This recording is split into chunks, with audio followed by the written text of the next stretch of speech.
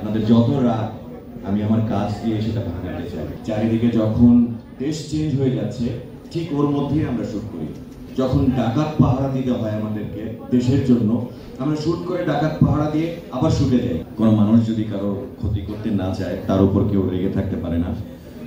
আমার কিছু ভাইরা নিশ্চয়ই আমার উপর একটু মনক্ষুণ্ণ, কিন্তু আমি আসলে এটা বলতে চাই যে তারা কেউই আমার দূরের কেউ না, খুবই কাছের আপনজন, এবং তারা যারা আমাকে চেনে তারা বুঝবে আমার বিষয়টা। সো আমি তাদেরই লোক। আমি ভালো কমিউনিকেশন করতে পারি না আপনাদের সাথে, এইটার জন্য আমি সরি, বাট আমি বিশ্বাস করি কাজ দিয়ে আমি আপনাদের সাথে কমিউনিকেশন করব এবং কাজ দিয়ে আসলে কথা বলতে চাই। আপনাদের যত রাগ আমি আমার কাজ দিয়ে সেটা ভাঙাতে চাই, আর কোনো কিছু চাই না জীবনে।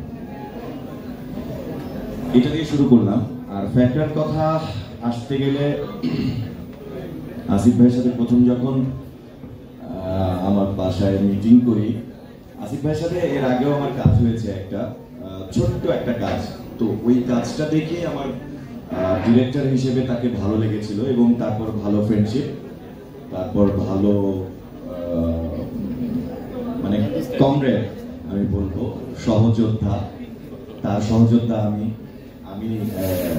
সেই হিসেবে বিভিন্ন বুদ্ধি পরামর্শ থাকলে আমরা ডিসকাস করতাম। যাই হোক, তো ফ্যাক্টরা ওই যে বললো সবাই যে একটা টাফ টাইমে শুট হচ্ছিল, ওই সময় আসলে শুট করাটা আসলেই টাফ, কারণ চারিদিকে যেভাবে ঝামেলা শুরু হয় ঠিক ওই সময় আমরা ঠিক তার পাশেই শুট করি।